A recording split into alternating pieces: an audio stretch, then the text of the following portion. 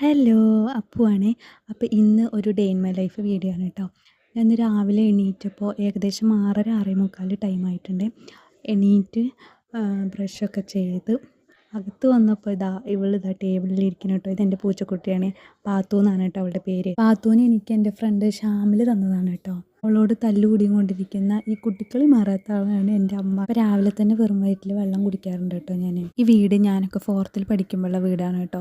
അതിന് ശേഷം നമ്മൾ അത് പുതുക്കി പണിതിട്ടൊന്നുമില്ല. അപ്പം ഞാനും അമ്മയും കൂടിയിട്ട് ആ വീട് പുതുക്കി പണിയുന്നതിനെ പറ്റി സംസാരിച്ചുകൊണ്ടിരിക്കുകയായിരുന്നു. അങ്ങനെ അതൊക്കെ കഴിഞ്ഞ് ഞാൻ നേരെ പോയത് മുറ്റടിക്കാനായിരുന്നു. അപ്പോൾ അങ്ങനെ മുറ്റടിച്ചുകൊണ്ടിരിക്കുകയാണ്. അതിൻ്റെ ഇടയിൽ അമ്മയും ചേച്ചിയും കൂടിയിട്ട് സൈഡിൽ നിന്ന് സംസാരിച്ചുകൊണ്ടിരിക്കുന്നുണ്ട്. അപ്പം ഞാൻ മുറ്റം അടിക്കുന്നുണ്ട്, അവരടുത്ത് സംസാരിക്കുന്നുണ്ട്. അവരെന്താ സംസാരിക്കണമെന്ന് അറിയാതെ എനിക്കൊരു സമാധാനക്കേട്. അങ്ങനെ മുറ്റടിക്കണതിൻ്റെ ഇടയിൽ അവരോടൊന്ന് സംസാരിക്കും, വീണ്ടും മുറ്റടിക്കും, അവരോടൊന്ന് സംസാരിക്കും. അങ്ങനെ ഇടയ്ക്കുള്ള സംസാരത്തിൻ്റെ ഇടയിൽ മുറ്റടിച്ച് തീർന്നു കേട്ടോ. അങ്ങനെ മുറ്റടിക്കലൊക്കെ കഴിഞ്ഞിട്ട് നേരെ വന്നത് അടുക്കളയ്ക്കായിരുന്നു കേട്ടോ. അപ്പോൾ ഇന്ന് രാവിലെ കഴിക്കാനായിട്ട് നമ്മൾ ഗോതമ്പ് ദോശയാണ് കേട്ടോ ഉണ്ടാക്കുന്നത്.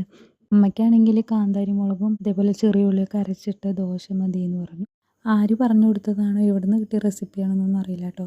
വീട്ടിൽ ഫസ്റ്റ് ടൈമാണ് ഇങ്ങനെ കാന്താരി മുളകൊക്കെ അരച്ചിട്ടിട്ട് ദോശ ചുടുന്നത്. അപ്പോൾ എന്തായാലും അമ്മ പറഞ്ഞാലും ഞാൻ മാവൊക്കെ സെറ്റാക്കി എടുത്തിട്ടുണ്ട് കേട്ടോ. അമ്മമാരെപ്പോഴും നമ്മുടെ ഇഷ്ടത്തിനനുസരിച്ചിട്ടാണല്ലോ കുക്ക് ചെയ്യാറുള്ളത്. അപ്പോൾ ഇന്ന് അമ്മയുടെ ഇഷ്ടത്തിന് ഒരു ദോശ ചുട്ട് കൊടുക്കാമെന്ന് വിചാരിച്ചു. അങ്ങനെ ദോശയൊക്കെ ചുട്ട് കഴിഞ്ഞു കേട്ടോ. ഉള്ളിയും കാന്താരി മുളകൊക്കെ അരച്ചിട്ടിട്ട് ഉണ്ടാക്കിയ ദോശ ആയത് കാരണം ഇതിൻ്റെ കൂടെ കഴിക്കാനായിട്ട് പ്രത്യേകിച്ചിട്ട് കറികളോ ആവശ്യമില്ല കേട്ടോ. പക്ഷേ ഞാനിവിടെ തക്കാളി ചമ്മന്തി ഉണ്ടാക്കുന്നുണ്ട് കേട്ടോ. തക്കാളി ചമ്മന്തി ഉണ്ടാക്കാനായിട്ട് ഞാൻ പ്രത്യേകിച്ച് പറഞ്ഞു തരേണ്ട ആവശ്യമില്ലല്ലോ. ഉള്ളി, പച്ചമുളകും, തക്കാളിയും പിന്നെ മഞ്ഞൾപ്പൊടി, മുളക് പൊടി, ഉപ്പ് എല്ലാം കൂടി ഇട്ട് നല്ലപോലെ വാട്ടിയിട്ട് ചൂടാറിയതിന് ശേഷം നല്ലപോലെ ഒന്ന് അരച്ചെടുക്കുക കേട്ടോ. അത്രയേ ഉള്ളൂ.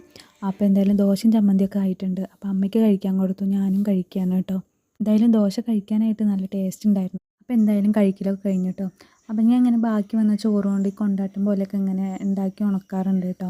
നിങ്ങൾ ആരെങ്കിലും ഇങ്ങനെ വീട്ടിൽ ചെയ്യാറുണ്ടോ? അപ്പോൾ അതൊക്കെ അങ്ങനെ വെയിലത്ത് വെച്ചു. ചോറിനുള്ള വെള്ളം അടുപ്പത്ത് വെക്കാനായിട്ട് വന്നു കേട്ടോ. അടുക്കളയിൽ കുറച്ച് ക്ലീനിങ് പരിപാടി ഉണ്ട് കേട്ടോ. വീതനൊക്കെ ആണെന്നുണ്ട് വെച്ചാൽ പൊട്ടിപ്പൊളിഞ്ഞ് വന്നിട്ടുണ്ട്. അപ്പോൾ അതൊക്കെ ഒന്ന് മണ്ണ് വെച്ച് ക്ലിയർ ആക്കിയിട്ട് അടുക്കള ഒന്ന് ചാണകം വെച്ച് മെഴുകിയെടുക്കാമെന്ന് വിചാരിക്കുന്നുണ്ട് കേട്ടോ. അപ്പോൾ അതിനുള്ള മണ്ണ് റെഡിയാക്കിക്കൊണ്ടിരിക്കുക കേട്ടോ ഞാൻ. അങ്ങനെ മണ്ണൊക്കെ എടുത്തിട്ട് വന്നിട്ടുണ്ട് കേട്ടോ.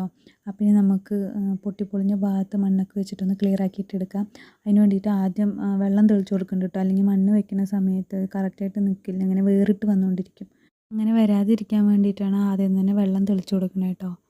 കരിയൊക്കെ ഉപയോഗിച്ചിട്ടാണ് കേട്ടോ അപ്പോൾ ഇന്ന് നമ്മൾ മെഴുകാൻ വേണ്ടി പോണത്.